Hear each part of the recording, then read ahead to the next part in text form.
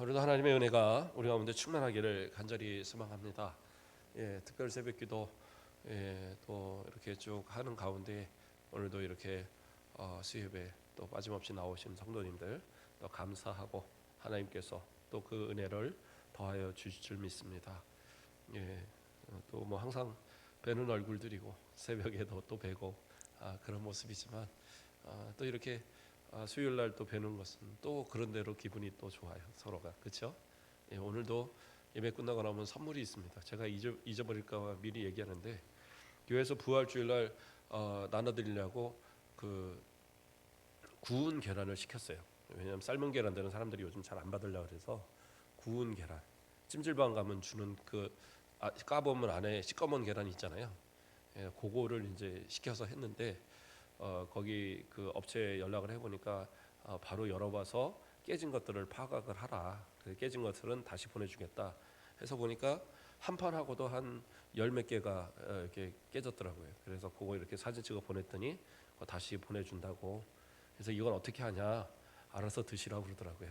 그래서 저 뒤에 갖다 놨어요. 그러니까 나가실 때 필요하신 만큼 가져가세요. 한 3개씩 가져가시면 될까? 그럴 것 같습니다. 맛있더라고요. 저도 한 2개 깨먹어봤는데 어쨌든 선물입니다. 오늘 오신 분들만 가져가는. 자, 오늘 말씀은 베냐민 지파의 전쟁 두 번째 시간입니다.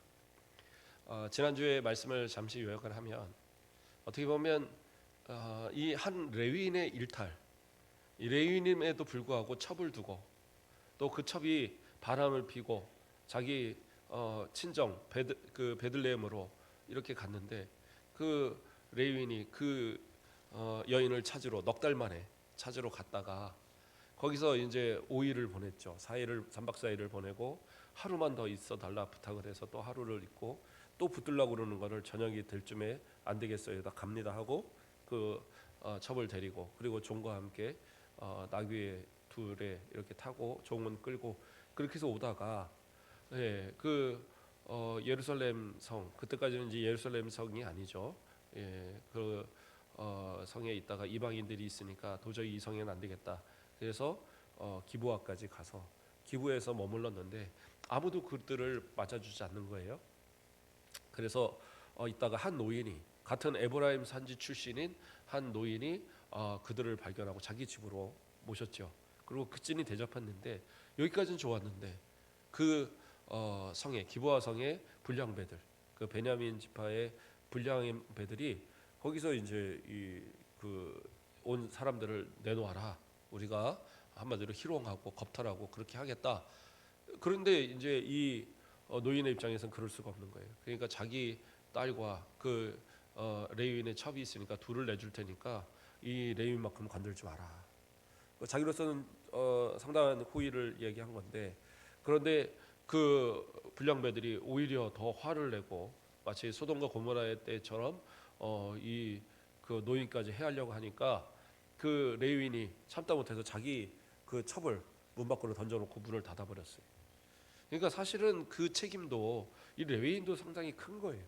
그런데 이 불량배들이 밤새도록 겁탈하다가 놓아줬는데 그 여인이 와서 어떻게 해요? 문지방에 손 하나 딱 손 얹어놓고 그리고 죽었어요.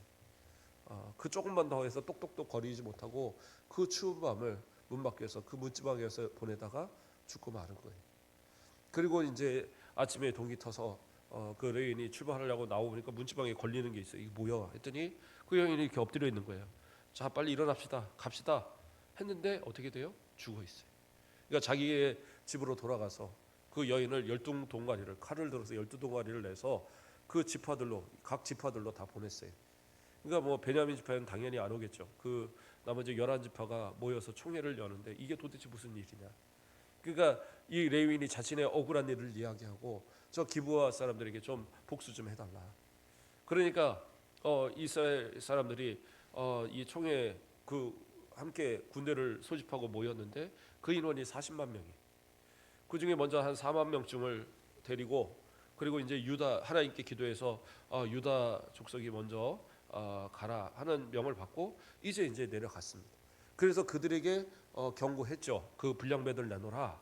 그런데 베냐민 지파 사람들이 어떻게 해요? 그러지 않았어요. 오히려 자신들의 군사들을 그렇죠?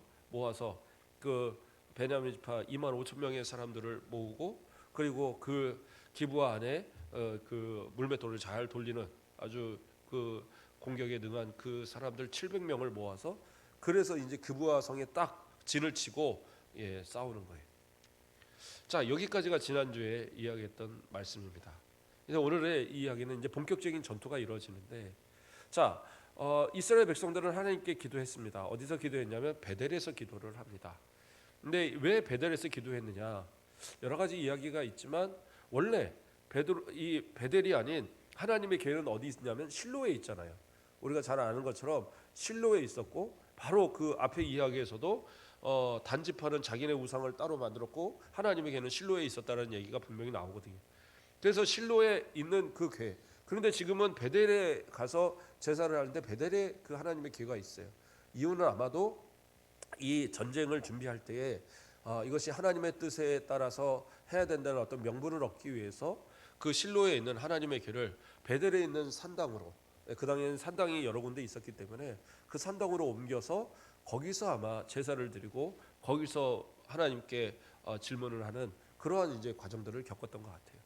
그래서 첫 번째, 우리가 누가 나가서 싸우겠습니까? 어떤 지파가 먼저 싸우겠습니까? 했을 때 하나님께서 유다가 먼저 싸우라. 그래서 유다를 얘기했거든요. 자, 그러면 하나님께서 허락을 하셨으니까 당연하게 싸우면 이겨야 되잖아요. 당연하게 싸우면 이겨야 되는데 그 당연한 싸움에서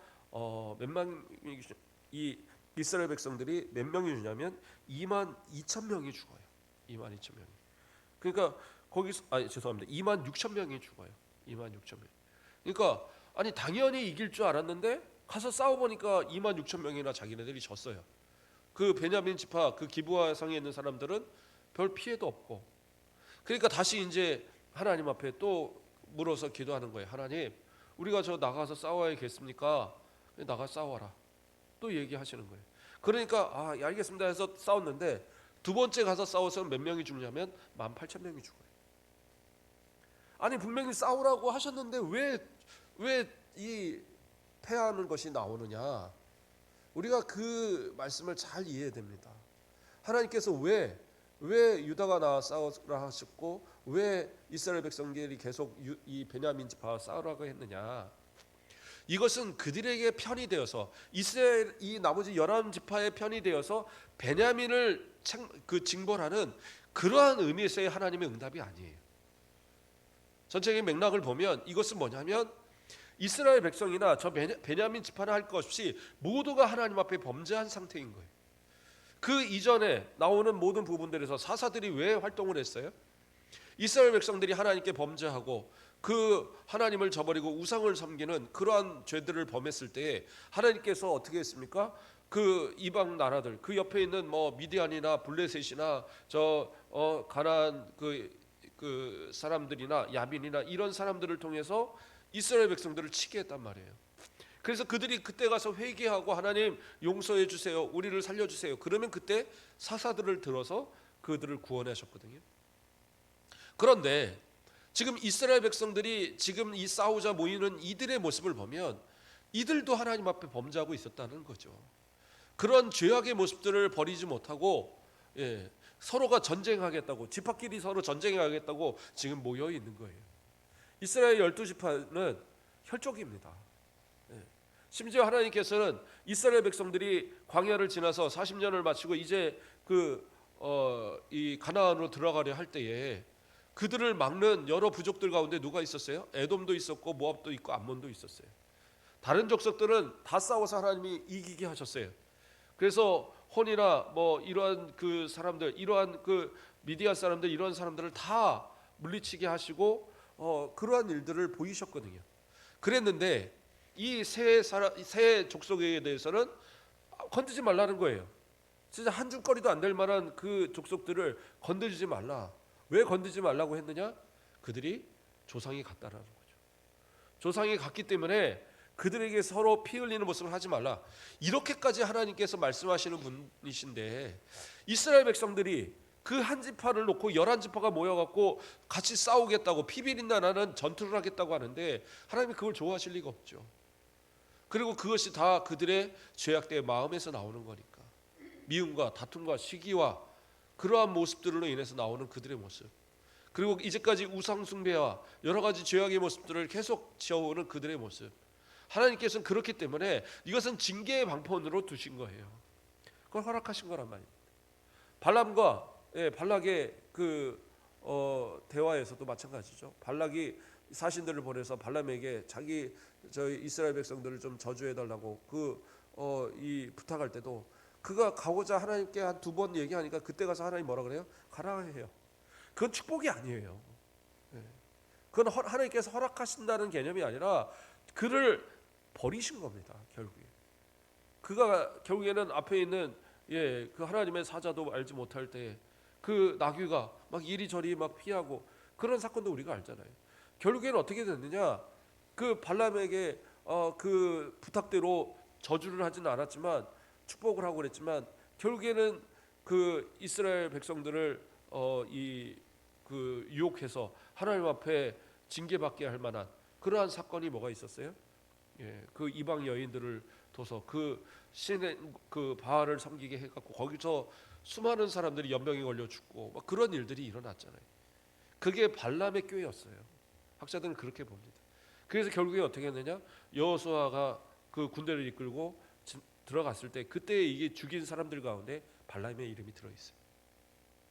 그러니까 하나님께서는 그 허락하신다라는 것이 결국 그것이 복이라서 허락하시는 부분은 아니라는 것이 있다라는 거예요. 때로는 징계하시기 위해서 허락하시는 부분도 있어요. 그래서 때로는 우리가 하나님 앞에 기도할 때 하나님이 아니다라고 하실 때는 그걸 순종할 수 있어야 돼요. 그런데 내게 응답을 주시지 않고 내 마음 가운데 확신을 주시지 않는데 때로는 어떻게 해요? 내 고집이 그거를 주장할 때가 있어요. 하나님 이게 제가 생각하기엔 맞는 것 같은데요. 하나님 이 생각이 제가 볼 때는 옳을 것 같은데요. 하나님 이렇게 가야지 더 잘 될 것 같은데요. 그렇게 간절히 막 자기 말을 다 해놓고 하나님은 응답하시든 말든 그냥 하나님 응답하셨을 거야 자기가 주장하고 자기가 그리고 해요. 그리고 나중에 가서는 어떻게 해요? 왜 하나님 우리에게 이렇게, 왜 나에게 이렇게 하셨습니까? 나중에 보겠지만 이스라엘 백성들이 똑같이 그렇게 하거든요. 그러니까 자신의 잘못된 것, 이 간구 자체가 잘못되면 그 응답도 올바로 주어질 수가 없는 거예요. 그러니까 그것을 분명히 깨닫지 못하니까 이들은 어떻게 해요? 그렇게 전투하고 그리고 그렇게 큰 피해를 얻습니다. 그래서 이제 3번째 다시 가서 또 기도합니다. 사사기 20장 18절 말씀을 보면 이스라엘 자손이 일어나 베델에 올라가서 더 내려가서 18절 말씀 제가 잠깐 죄송합니다. 18절 말씀에 여기서 얘기했고 20절 말씀에서 다시 이스라엘 자손이 나아가 베냐민과 싸우고 전열을 갖추고 기브에서 그들과 싸우고자 하매 그 다음에 이제 여기서 그 22,000명이 또 죽었죠. 그리고 또 쭉 내려가서 25절에 또 베냐민도 그 이튿날에 기브와 그들을 치러 다시 이스라엘 자손 18,000명을 땅에 죽였다. 또 이렇게 18,000명이 죽은 사건이 나옵니다. 그리고 26절에 가서 이에 온 이스라엘 자손 모든 백성이 올라가 베델에 이르러 울며 거기서 여호와 앞에 앉아서 그 날이 저물도록 금식하고 번제와 화목제를 여호와 앞에 드리고 이렇게 나옵니다. 이제야 와서 어떻게 보면 하나님 앞에 올바른 질문을 하고 있는 겁니다. 그 전까지는 자신들이 원하는 질문을 하나님 앞에, 하나님 누구를 보내야 되겠습니까? 유다 보내라. 우리 가서 싸우겠습니까? 싸워라. 이건 뭐예요? 자기가 답을 정해놓고 그리고 하나님 앞에 요구했던 거예요. 그러니까 하나님은 징계를 하시고자 원하셨기 때문에 그것을 허락하셨죠. 그 3번째 가서의 질문은 뭐였어요? 우리가 싸워야겠습니까? 싸우지 말아야겠습니까? 그것을 물어요. 그런데 그에 앞서서 뭐 어떻게 해요? 하나님께 제사를 드리고 하나님께 정중하게 자신들의 모든 겸손한 모습을 보이고, 그렇죠? 번제와 화목제를 드리고 그리고 와서 묻는 것이 이 베냐민 지파와 싸워야겠는지 아니면 여기서 멈춰야 되겠는지를 거기서 이제 하나님께 묻는 거예요. 그때 하나님께서 자 내일은 너희가 승리하게 하겠다. 하나님이 이제 그 승리를 허락하십니다. 어떻게 보면 이스라엘에 대한 징계가 이루어졌고 이제는 베냐민에게 향하는 징계가 이루어져야 되는 그런 상황이 된 거예요. 그런데 그 다음에 또 하나님이 지혜를 주셨기 때문에 그랬겠지만 이스라엘 백성들이 이제 꾀를 내어서 일부 사람들이 전과 동하게 진격하는 것처럼 했다가 또 그 기브아에 있는 베냐민 사람이 쫓아나오니까 그 군대가 쫓아나오니까 이들이 어떻게 해요? 다시 뒤돌아서 이제 도망가는 거예요. 도망가는 모습을 딱 보이니까 그들 가운데에 쫓아나오는 사람들이 이제 우르르 막 쫓아나올 거 아니에요. 그리고 나서 매복했던 이스라엘 그 백성들이 그 한 10,000명 정도가 그 성에 들어가서 그 성을 완전히 초토화시켜 버립니다.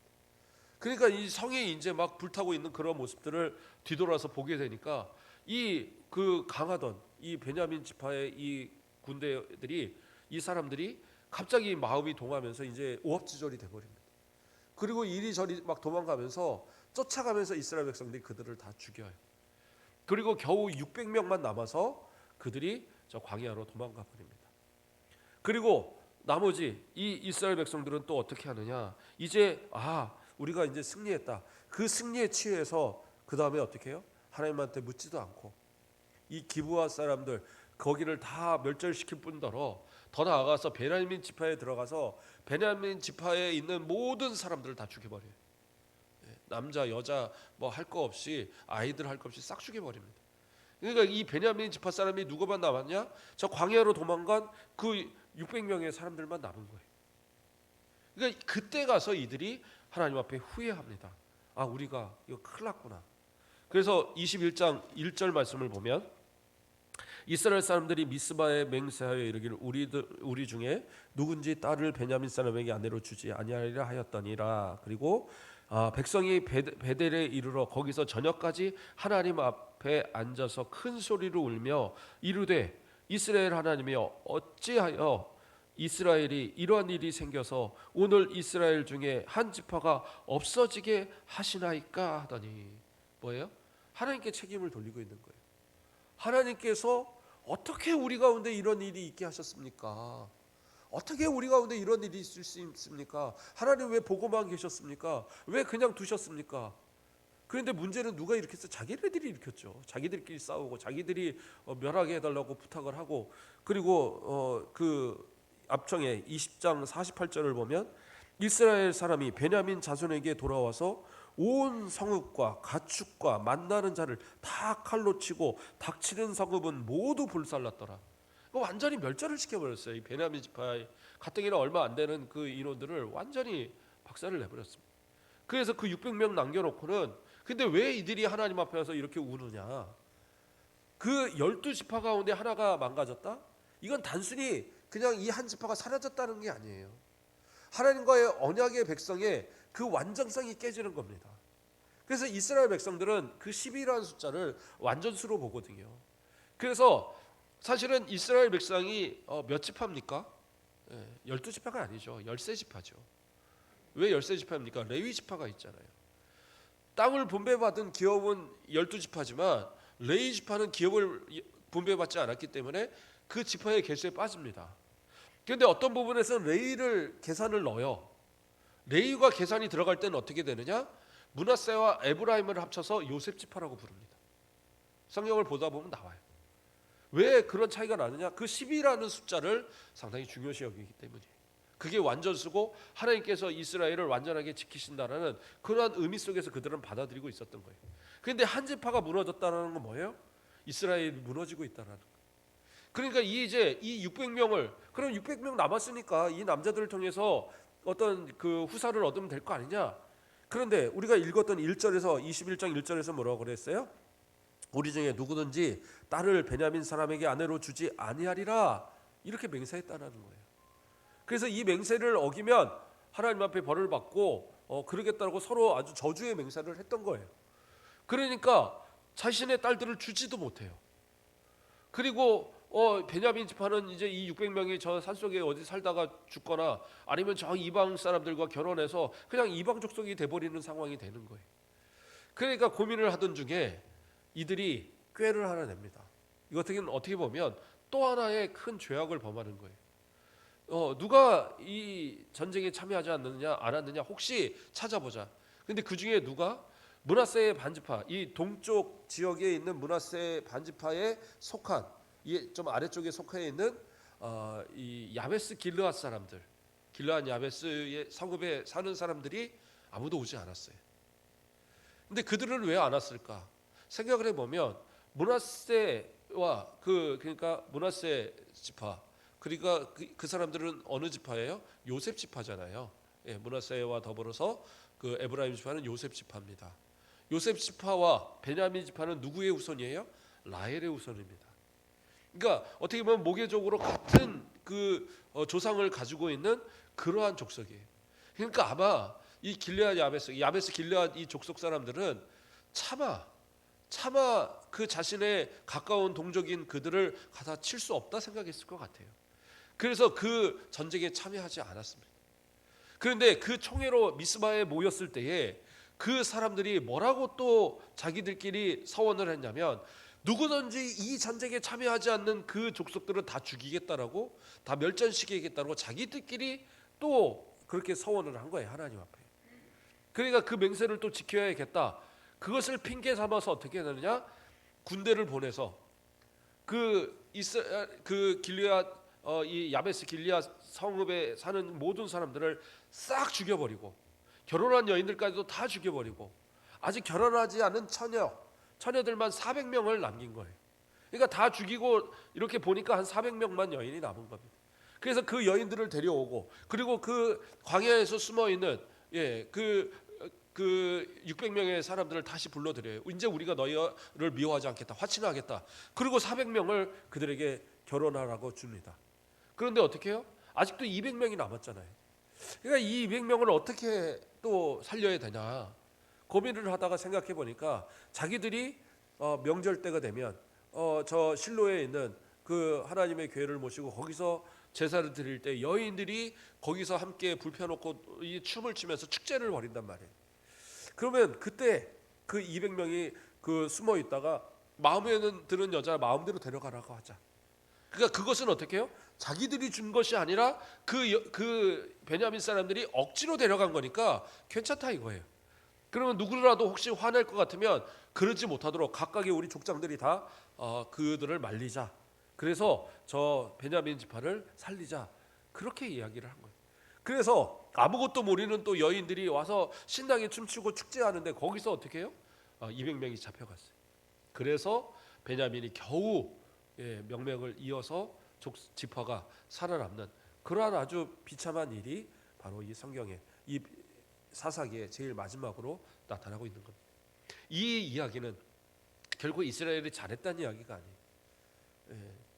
아주 악하고 하나님 보시기에 옳지 못한 모습들, 그들이 분하여서 한 지파를 그 완전히 멸절시키려 했던 그러한 모습들, 그리고 그것이 또 회개하고 하나님 앞에 용서를 구하는 게 아니라 그 책임을 하나님 앞에 돌리듯이 또 원망하는 그러한 모습들, 또 그것을 해결하기 위해서 한 족속을, 한 그 동족을 또 다시 멸절시키는 그러한 죄악을, 더 나아가서 어떻게 해요? 또 자신의 딸들을 또 그렇게 정상적인 방법이 아닌 방법으로 그렇게 잡아가도록 만드는 이러한 아주 이 잔악한 이러한 일들이 이스라엘 백성들 가운데 벌어지고 있었다라는 것이죠.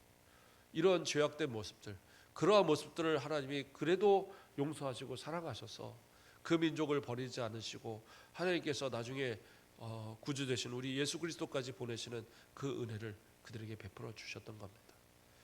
저와 여러분도 마찬가지입니다. 우리가 잘나서 우리가 큰 능력이 있거나 보기에 뭐가 하나님 보시기에 아주 좋아서 우리에게 복 주시는 거 아니에요. 지금 우리가 누리고 살아가는 모든 것 하나님의 은혜잖아요. 다 하나님의 은혜입니다. 그런데 때로는 내가 생각한 것과 맞지 않고 내가 원하는 대로 되지 않는다고 해서 하나님을 향하여 불평하고 원망하고, 하나님 도대체 왜 나에게 이러십니까? 왜 나에게 이러한 어려움을 주십니까? 그런데 뭐예요? 그건 하나님이 주시는 게 아니에요. 내 삶에 있어서 내가 혹시 고집스럽게 내가 하나님 앞에 그러한 어떤 죄악된 모습을 주장하다가 그렇게 되지 않았는가 먼저 우리는 살펴야 돼요. 만약에 내가 진짜 하나님의 영광을 위해서 내가 살다가 하나님의 영광을 위해서 헌신하다가 그러다가 내가 어떤 어려움을 당했다? 그러면 그때는 걱정할 이유가 없어요. 왜요? 선하신 우리 하나님께서, 그 인자하신 우리 하나님께서 결코 우리를 버리지 않으시고 악한 자들을 물리치게 하시고 그 고통 가운데 그 어려움 가운데 반드시 구원하시는 분이 우리 하나님이시거든요. 그러므로 진짜 고난을 당한, 진짜 믿음 안에서 고난 당하는 성도들은 하나님을 원망하지 않습니다. 오히려 그 가운데서도 하나님께 기도하고 하나님의 도우심을 구하는 그런 모습, 그게 올바른 성도의 자세라는 것.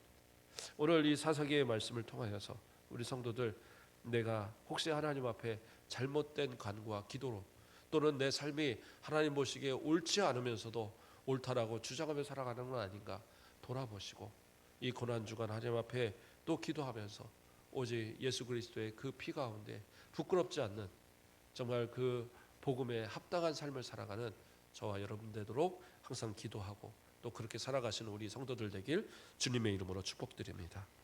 기도하겠습니다. 사랑의 하나님, 감사를 드립니다.